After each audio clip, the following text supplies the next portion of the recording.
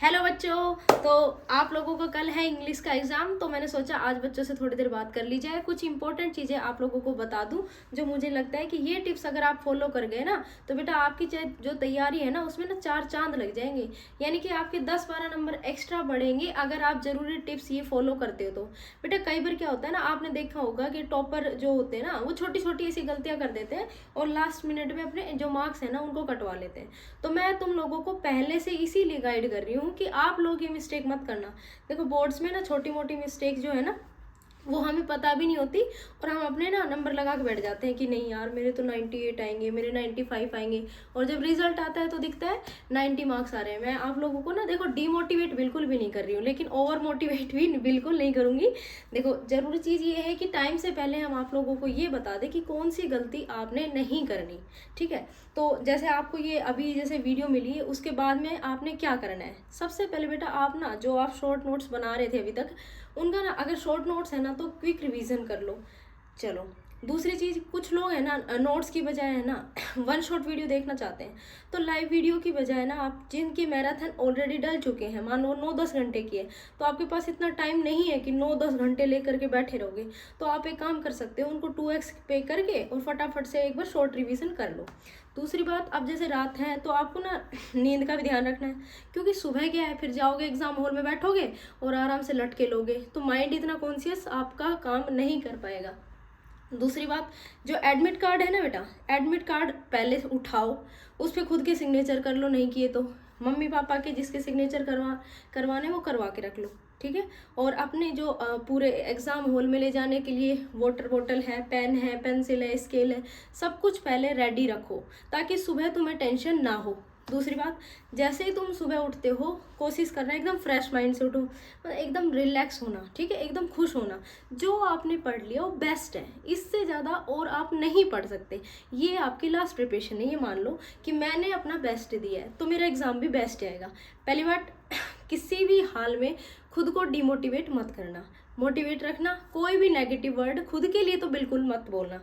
ठीक है, जैसे तुम्हारा भाई माइंड पॉजिटिव रहेगा तो इस बात का ध्यान रखना, सुबह जो तुम्हारी जो सेंटर पे पहुंचने की जो टाइमिंग है ना उसको सही रखना। ठीक है, 10 बजे जैसे लास्ट एंट्री है तो टाइम से पहुंच जाना। फिर उसके बाद में जैसे तुम एग्ज़ाम हॉल में जाओ तो उससे पहले तुम्हें चीज़ भी ध्यान रखनी पड़ेगी, गलती से कोई तुम रिवीजन कर रहे हो और कोई चिट वगैरह पॉकेट में रह गई तो वो पहले निकाल के बाहर रख देना। ठीक है, एग्ज़ाम हॉल में पहुंचने के बाद जब तुम्हें आंसर शीट मिलेगी ना तो सबसे पहले तुम्हें जो काम करना है OMR को अच्छे से देख करके फिल करोगे, जैसे नेम और रोल नंबर और अदर जो डिटेल्स है ना उनको ध्यान से देख करके फिल करोगे। लास्ट बेटा मैं ये बता देती हूँ, जो तुम्हारा क्वेश्चन पेपर होगा ना जैसे ही वो मिलता है उसको कम से कम 5 से 10 मिनट दो। 5 से 10 मिनट तो तुम्हारी रीडिंग की है, 5 मिनट तुम्हारी चेकिंग की भी खराब होंगी बीच में। तो अगर आपने ये सारी जो चीज़ें हैं ना इनको ध्यान रखा, उसके बाद में आपके एग्ज़ाम में बहुत सारी हेल्प हो जाएगी। देखो आपने क्वेश्चन पेपर चेक कर लिया, देख लिया कैसा है। अब ये चीज़ आप लोगों को पता है कि इंग्लिश में आपके 3 सेक्शन है। ठीक है, रीडिंग, राइटिंग और लिटरेचर। ठीक है, अच्छी बात है। अब देखो रीडिंग और राइटिंग इसमें हमारा माइंड जो क्रिएटिव माइंड होता है ना ये काम करेगा।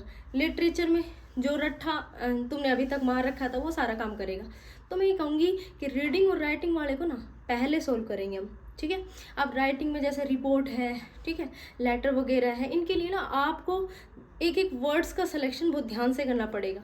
ग्रामेटिकल मिस्टेक यहाँ मत करना। तो जैसे मान लो तुम्हारे 20 नंबर का है तो 20 नंबर में से अगर तुम्हारे 18 नंबर आते हैं तो तुम कॉन्फिडेंट फील करोगे।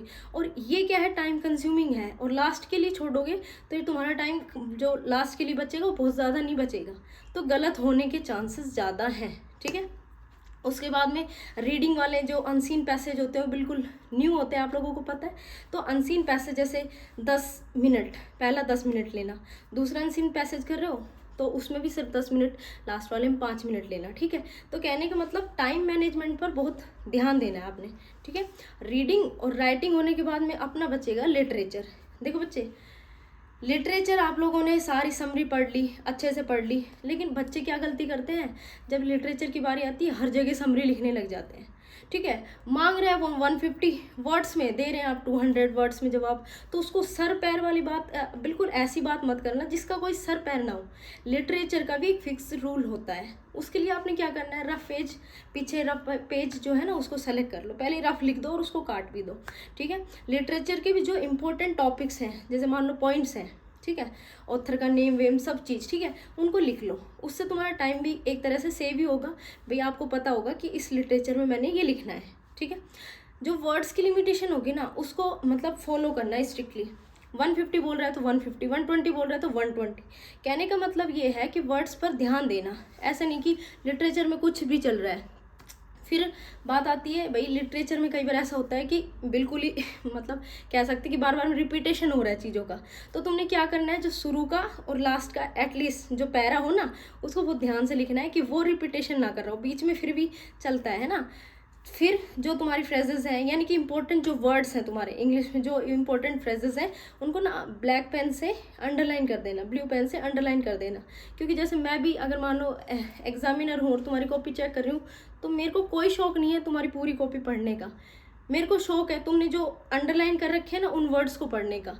तो जब एग्जामिनर कॉपी चेक करता है ना तो वो चीज़ देखता है और तुम्हारी उससे गलतियाँ छिप जाती हैं, जैसे ग्रामेटिकल मिस्टेक हो गई, अगर वो पूरा पढ़ने लगेगा तो कहीं ना कहीं उसको मिस्टेक मिलेगी और फिर वो सर्किल बनाता जाएगा। तो तुमने इस चीज़ को ध्यान रखना है कि इंपॉर्टेंट वर्ड्स अगर अंडरलाइन रहेंगे तो तुम्हारी जो गलतियाँ हैं वो पकड़ में नहीं आएंगी। ठीक है, ये है बेटा चीज़ें जो तुमने पेपर अटेम्प्ट करने का तरीका मैंने बताया है।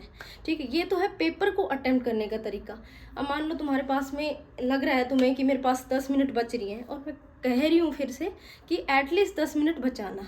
10 मिनट इसलिए बचाना क्योंकि पूरा पेपर जो है एक बार फिर से उसके गो थ्रू हो जाए, पूरे की रीचेकिंग कर लेना।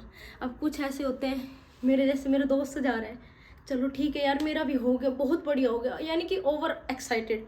ठीक है, तो ये एक्साइटमेंट है ना, ओवर तो बिल्कुल मत करना कि पेपर इजी दिखा, चलो ठीक है अब तो हो जाएगा, 10 मिनट सो लेता हूँ, रात को नींद मेरी रह गई थी तो अब सो लेता हूँ, पेपर बहुत इजी है। या फिर ऐसा हो जाए कि ये पेपर तो बहुत लेंथी है, तो ना आपने कुछ भी ना तो ओवर नेगेटिव लेना है ना ओवर पॉजिटिव, किसी भी हाल में दिमाग में ये थॉट लाना ही नहीं है कि पेपर बहुत इजी है या बहुत टफ है। बस आपने अपना काम करना है कि मैंने पूरी साल पढ़ाई करी है तो इसका बेस्ट कैसे मिल सकता है। तो आप बार बार को खुद को ना ये समझाना बीच बीच में कि हाँ मुझे इन चीज़ों को ध्यान रखना है। ठीक है, अब दोस्त उठ के जा रहा है, इसका पेपर ख़त्म, तो क्यों ना मैं भी फटाफट से शीट पकड़ा दूँ, फिर बाद में आराम से मैं भी रेस्ट करूँगा, इधर उधर देखूँगा। भाई उससे बढ़िया है अपनी फिर से एक बार पन्ने पलट लो।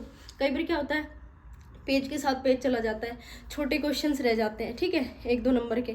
तो आप ना इस चीज़ को ध्यान रखना कि कहीं क्वेश्चन पेपर में कोई ऐसा क्वेश्चन तो नहीं छूट गया जो तुमने जल्दबाजी के चक्कर में पहले नहीं देखा था। तो इसीलिए कह रही हूँ कि 10 मिनट एटलीस्ट तुम्हारी रीचेकिंग की होनी चाहिए।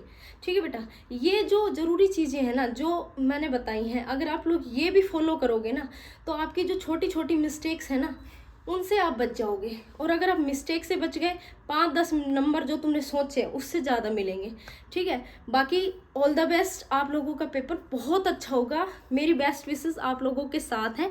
टेंशन मत लो, केमिस्ट्री में फोड़ देंगे, केमिस्ट्री में मेरे साथ लगातार पढ़ते रहना। सारी वीडियोस डल चुकी हैं केमिस्ट्री की, आप ऑर्गेनिक चेक कर सकते हो, इनऑर्गेनिक चेक कर सकते हो, कंप्लीट वीडियोस में 1 शॉट में डाल चुकी हूँ। केमिस्ट्री में हम फोड़ देंगे, लेकिन तब तक के लिए इंग्लिश के लिए बेस्ट ऑफ लक, अपना बेस्ट करके आना।